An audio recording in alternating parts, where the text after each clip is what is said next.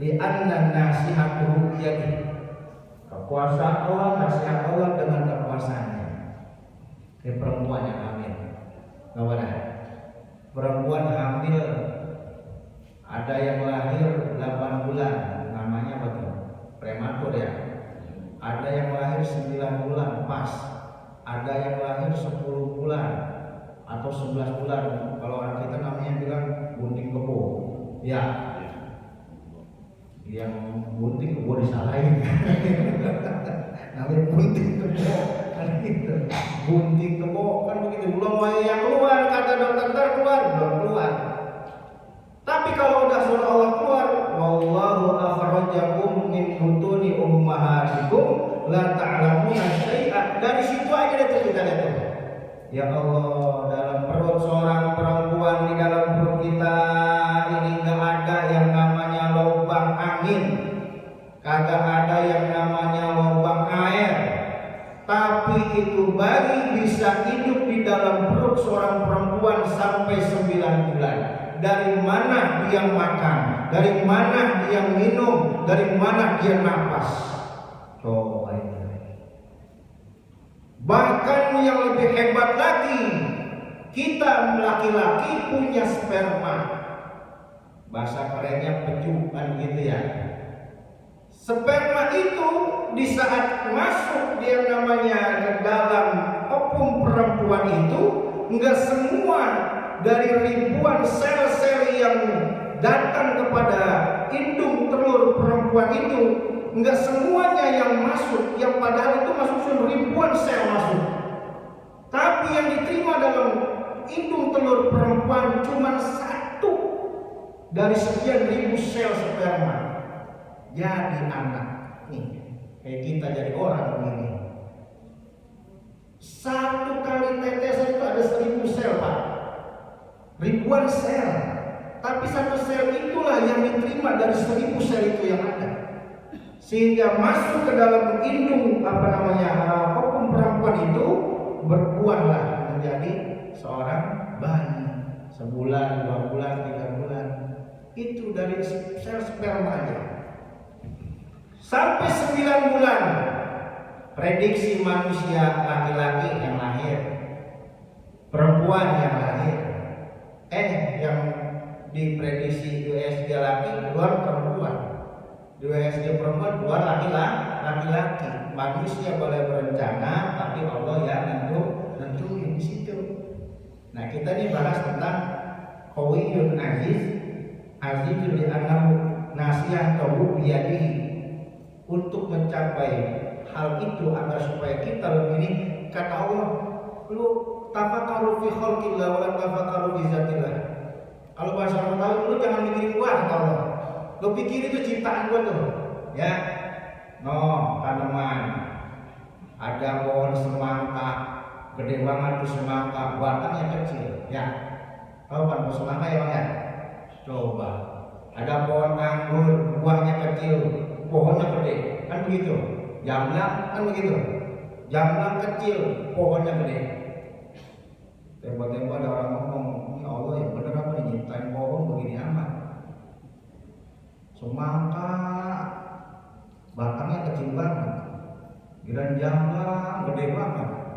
Dia ngomong begitu, jamlang jatuh ke hidung dia. Plok kayak gitu. Apa nih jamlang jatuh? Bayangin kalau semangka yang jatuh ke dia, mendem urusannya, kan begitu ya.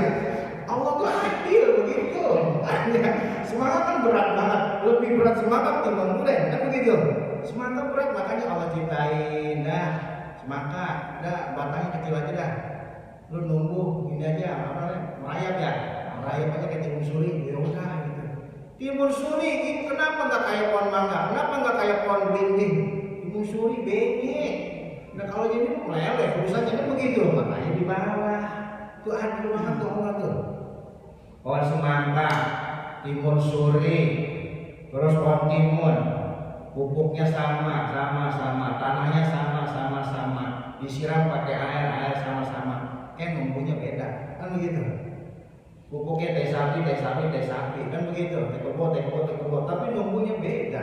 Ada yang numbuh semangka, ada yang numbuh anggur, ada yang numbuh timun, macam-macam. Nah, di situ kita disuruh lihat biyadihi, kekuasaan Allah. Ada lagi kekuasaan Allah di dalam tubuh kita. Setiap ini kita ada yang namanya pori-pori, Pak. Pori-pori kalau dilihat pakai alat mikroskop itu lubangnya gede-gede. Kalau dilihat, sehingga Allah ciptain pori kecil banget. Kita begini nggak bisa kelihatan, ya. Tapi di dalam pori-pori itu Allah keluarin keringat dari badan kita. Ternyata apa? Bahasa dokter, keringat itu adalah toksin, racun yang ada di tubuh kita bisa keluar di saat kita sedang banyak aktivitas, panas segala macam. Ini adalah mengeluarkan racun-racun yang ada dalam tubuh kita agar supaya apa? Sel darah kita yang mengalir, baik darah putih itu bisa mengalir dengan lancar dan darah-darah. Ini adalah tanda-tanda kekuasaan Allah. Belum lagi yang ada di kepala kita, ribuan sel yang ada di sini semua nyambung. Kalau kita sakit gigi, kepala ikut sakit. Benar kan Bapak? Benar. Kalau kita sakit gigi, mata juga sakit, lihat. Kalau kita sakit gigi, semuanya udah urus yang di kepala udah kagak enak nih urusannya. Nyambung semua ini. Semua urat-urat nyambung. Ini Bang Sari tahu dah. Gitu.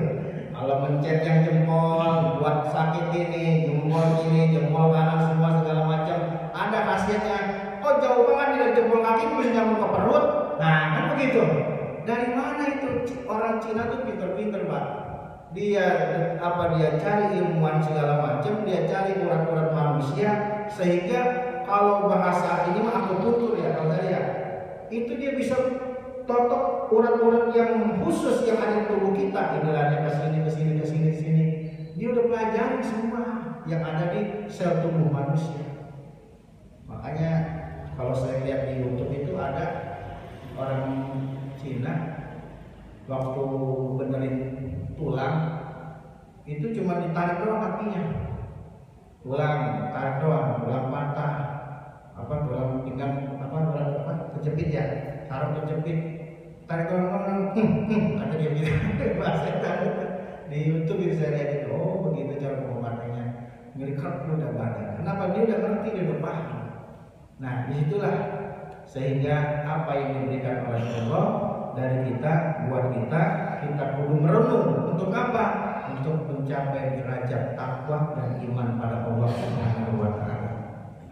Yang kedua, ayatadzakkaru ihsan Allah ilaihi. Sekiranya kita mengingat kebaikan Allah ilaihi fi jamil ahwal, kepada kebaikan itu pada seluruh keadaan kita.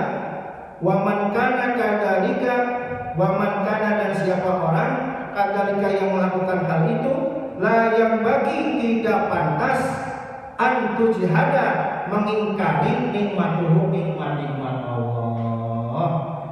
Ya Bang ya. Yang paling mahal, saya tanya dah, yang paling mahal itu apa ya Pak ya? Pak Haji Janto, napas ya Pak ya. Apalagi kira-kira ya? Yang paling mahal sehat. Benar, sehat itu. Sehat itu mahal. Mahal banget sehat, benar dah. Orang punya segala macam apapun dia punya, tapi kalau nggak sehat, dia nggak nikmatin, kan begitu ya. Makanya sehat itu nikmat banget. Ya kita pernah ngerasain dah, kan begitu. Nggak bisa kencing aja, hanya langsung itu main, begitu. Pengen kencing tapi nggak bisa keluar, kan begitu. Allah cabut di perut gak bisa kencing aja satu aja tuh, ya Allah. Anyang-anyangan kayak apa kan begitu. Jangan itu dah. Kemarin kita rame-rame 2019 Covid Corona, katanya lidah dan kerasaan gitu ya. Hidung nggak bisa napas kan begitu, napas sesek. Lidah kita dihilangin satu nikmat sama Allah, hilang dan terasa semua. Seminggu kita ngerasain, jangankan makan garam kagak asin, begitu. Makan garam kagak asin, coba bagaimana coba? Makan garam kagak asin, gimana? Makan nasi, makan sayur nggak ada rasanya, rasa dicabut sama Allah nikmatnya. Masya Allah. Makanya kita kadang-kadang disuruh kalau lagi sehat ingat sama Allah, kalau lagi sakit ingat sama Allah. Istighfar sebanyak-banyaknya. Istighfar yang benar-benar istighfar. Istighfar jangan, kan ada orang yang istighfar ada astagfirullahaladzim itu belum masuk kayak semur tahu. Kalau semur tahu kan luarnya doang coklat, dalamnya mau putih kan gitu ya. Itu semur tahu tuh astagfirullahaladzim baru resep kan. Tapi kalau dia lagi sakit kena musibah, astagfirullahaladzim ya Allah, resep benar mati. Sumur oncom tuh, ya.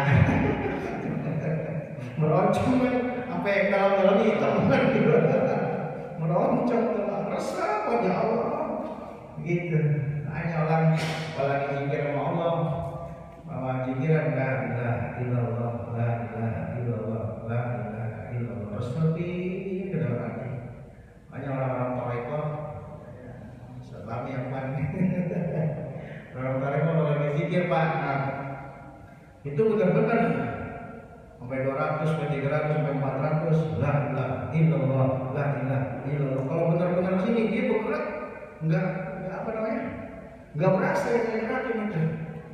Contoh kayak penari sufi yang pecinya panjang, dia pakai yang diputar itu. Ya, pernah lihat kan? Itu kalau dia muter sekencang-kencangnya, enggak pusing. Kenapa dia nyebut Allah, Allah, Allah, Allah, Allah, Allah.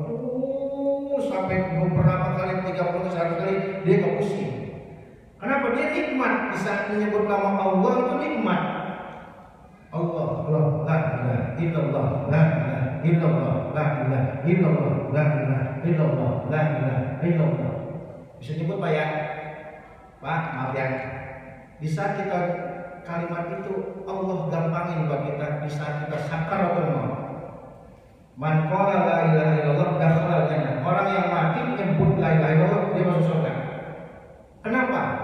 Kita yang di saat mati orang susah menyebut la ilaha illallah. Padahal sudah Allah kasih kemudahan. Kita nyebut kalimat la ilaha illallah, mulut kita enggak mikir. Ya.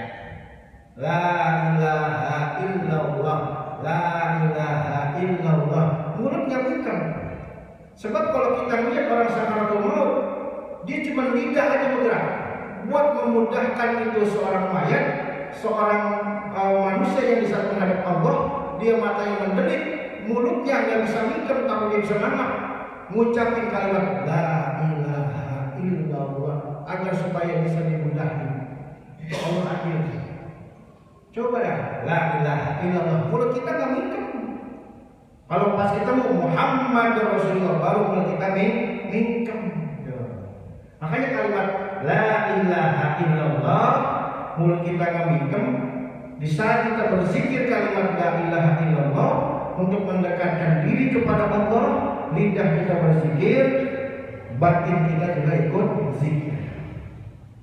La ilaha illallah, la ilaha illallah, la ilaha illallah, la ilaha illallah. Kadang-kadang sampai ada Allah, Allah, Allah, Allah, Allah, Allah, Allah. Diam tuh. Di akhirnya ngomong Allah, Allah, Allah, Allah, Allah, Allah. Ya bayang. Saking khusyuknya dia tidak tuh.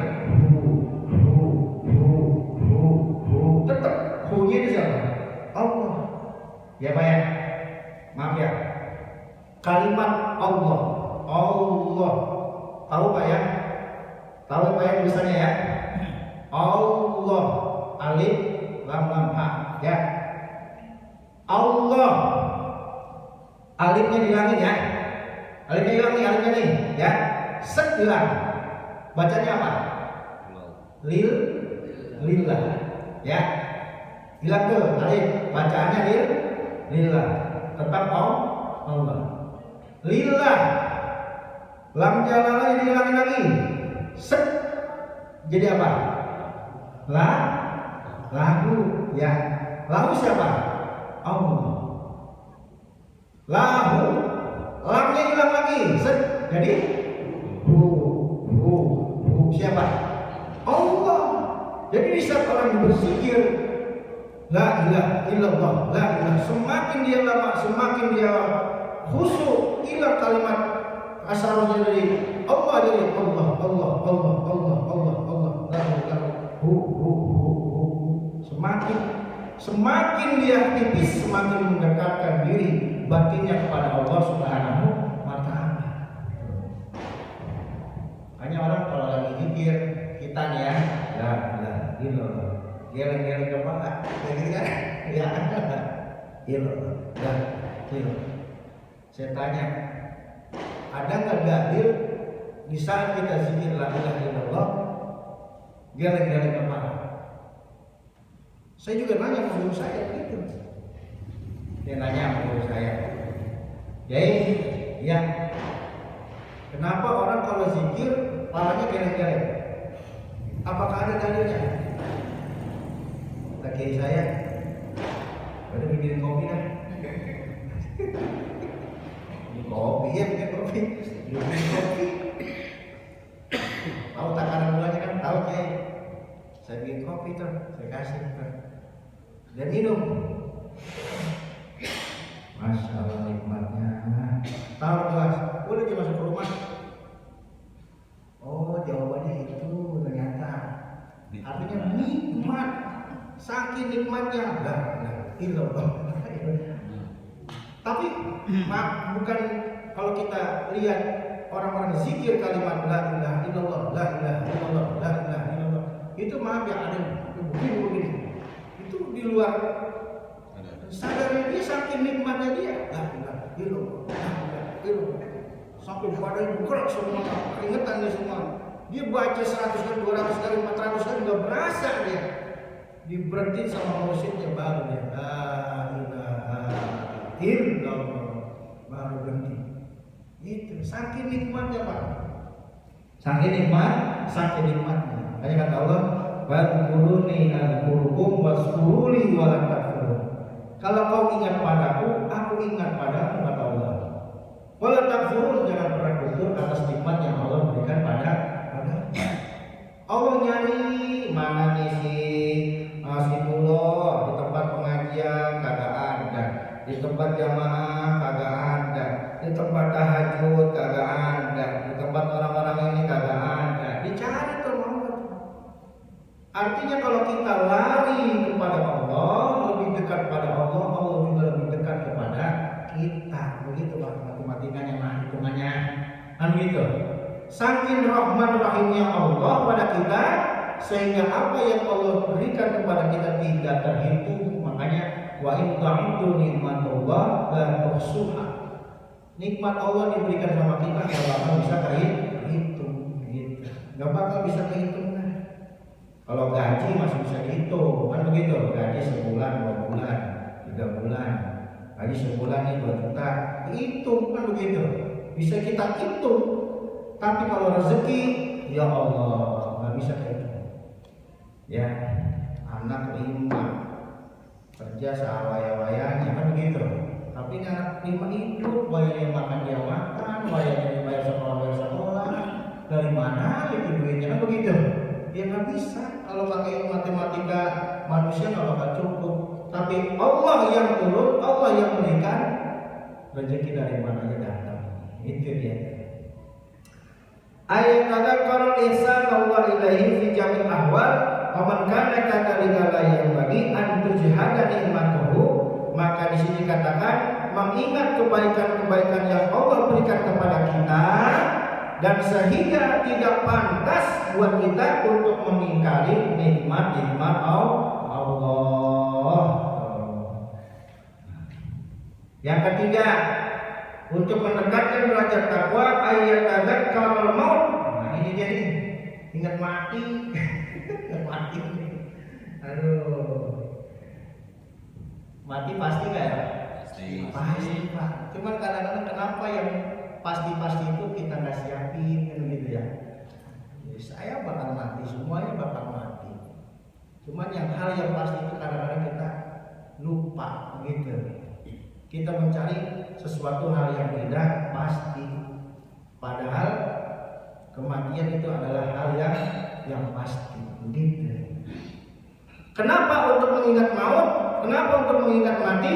Li'anna man alima annahu sayamutu.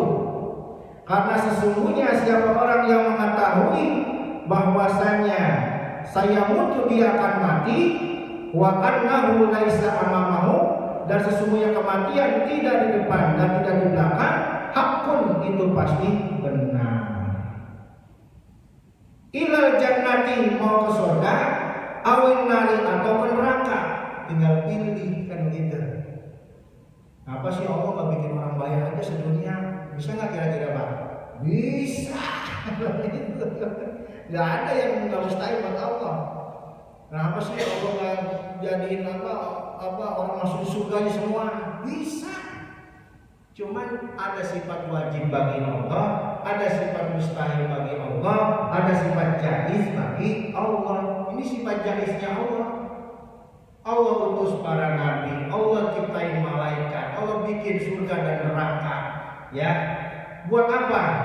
Peringatan buat manusia nih, kabarin bahwa saya ini agama yang dibawa oleh para nabi, ini agama yang dibawa oleh Rasul. Jelasin ya para Rasul, para nabi, jelasin ya para aulia-aulia Allah, jelasin wahai para sahabat-sahabat bahwasanya ada aku ini Allah Subhanahu wa taala, ada surga dan neraka. Kasih tahu buat manusia, kasih tahu. Ada surga, ada neraka. Tuh. Kayak kita naik mobil, kalau di jalan tol itu ada apa namanya putih-putih, garda jalan ya namanya, yang putih-putih itu marga ya, garda itu marga jalan. Kita naik mobil sekenceng apapun ya, Pak ya, 70 80 berani kita, ya, karena ada marga jalan tuh, yang kanan, yang kiri, yang tengah, kita tahu tuh. Sopir juga bisa 70-80 dia berani bawa mobil. Kenapa? Karena ada apa tadi marga ya? Marga jalan, petunjuk jalan. Nah, surga juga begitu. Nih jalan ke surga, ya. Nih jalan ke neraka. Masing-masing ada jalan ke surga nih, jalannya ini. Ibadah, berbuat baik, sedekah, amal jariah, sholat, segala macam. Ini jalan ini, jalan menuju surga, kan gitu. Orang naik pesawat dari bandara, kalau terbang apa namanya? Take off ya, apa dia? Take off dari Indonesia ke Saudi. Itu di pesawat, kenapa pilot tiba-tiba dia tahu itu? Ya, langsung turun dari awan dari atas turun ke bawah, langsung ke bandara King Abdul Aziz. Oh, karena pilot ngikutin GPS atau ngikutin aturan yang ada di pesawat. Padahal kan dari atas nggak kelihatan kan begitu. Tahu-tahu langsung turun, oh, langsung dia apa namanya kalau turun namanya? Landing. Kalau bahasa kita nggak paham, nambahnya kan gitu. Landing ke pesawat pas di bandara King Abdul Aziz, enggak meleset, enggak kelewatan, pas. Kenapa? Karena pilot dia ikutin yang namanya GPS atau aturan yang di pesawat, selamat dia. Gitu pun manusia. Ya Allah kasih kebebasan, mau beriman mau enggak silakan. Ada surga, ada neraka. Ini jalan menuju surga, ini jalan menuju neraka. Kan begitu.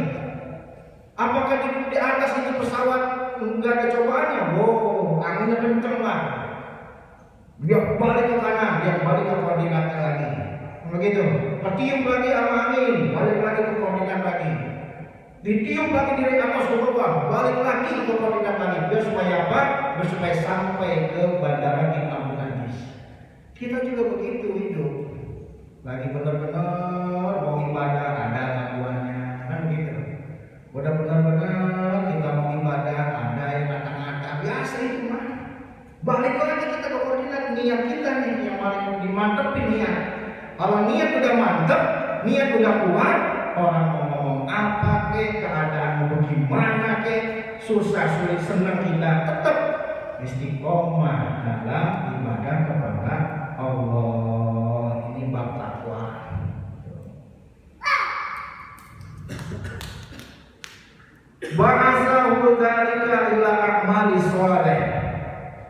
untuk mengingat hal itu semua, ila amali soleh, dengan melakukan amal-amal soleh, hasba istata'a wa minal amali, yang sesuai dengan kemampuannya, wa minal amali soleh, dari melakukan perbuatan amal soleh, musa'adatul muslimin, untuk membantu orang-orang muslim. Kita ngelakuin ibadah sesuai dengan kemampuan kita, ya. Kita mau sholat di jamaah 5 waktu, ya gua ngambil maghrib aja dah, nggak apa-apa ambil maghrib, gitu. Tapi di rumah sholat, jangan mau maghrib dong jamaahnya, sholatnya jangan. Tapi di rumah sholat dong, di rumah sholat nggak apa-apa. Sehari mau ngambil subuh masang dah, nggak apa-apa, silakan.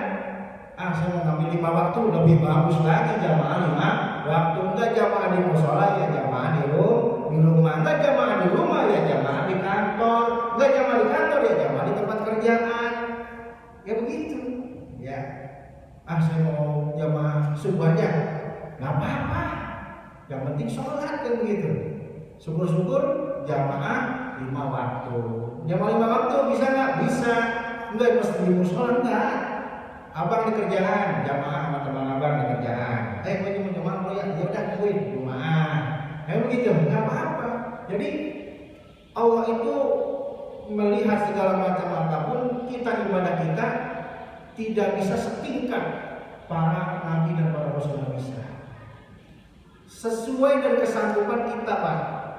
Jangan maksain segala macam ibadah itu yang berat kita kerjain. Tapi semua ibadah itu bisa enteng kalau kita mau niatin bakal terwujud amal ibadah itu. Kerjain aja ibadah. Subuh jelas paling berat. Subuh itu makanya orang-orang yang bangun sholat subuh, Allah akan membukakan pintu keberkahan buat orang tersebut sampai dia seumur hidupnya. Baik berkah umurnya, berkah kesehatannya, berkah keluarganya, dan berkah rezekinya dari manapun. Makanya ada hadis yang mengatakan siapa orang yang sholat subuh berjamaah itu sama saja seperti orang sholat tahajud berjamaah atau melaksanakan sholat pertengahan malam, sholat tahajud. Subuh udah gua kerjain, silakan. Subuh nggak bisa, maghrib nggak bisa, asar nggak bisa, isya. 5-5 kalau bisa, ya belum aja. Gitu. Terjadi. Jadi di sini pun kita sampai dijelaskan orang-orang wa minal a'mali sholihat musa'adatul muslimin, dan orang yang melakukan amal soleh musa'adatul muslimin, bisa membantu orang-orang muslim. Jadi amal soleh itu bentuk dari kecintaan kita, bentuk iman kita, takwa kita kepada Allah Subhanahu wa ta'ala. Kata Allah, hai manusia, yang menentukan baik buruknya manusia bukan engkau, tapi yang menentukan baik dan buruknya manusia adalah aku, kata Allah. Wa in tubdu ma fi anfusikum aw tukhfuhu yuhasibukum bihillah fayaghfiru liman yasha wa yu'adzibu man yasha. Allah yang nentuin mau disiksa apa enggak orang. Kan begitu. Kata kita orang itu jelek, belum tentu kata Allah itu jelek. Kata kita orang itu buruk atau baik, belum tentu kata Allah itu baik. Gitu. Jangan segala macam amal yang kita lakukan niatin karena Allah. Jangan apa yang kita dilakukan niat karena bukan karena Allah. Wa nadaru ilaihim bi'ainin atfin, dan melihat ilaihim kepadanya bi'ainin dengan pandangan atfin yang lembut, wa rahmati dan kasih sayang. Khususan dikhususkan ijazabaqa minhum ihsanan, untuk orang-orang yang mendahului ihsanun, berbuat baik.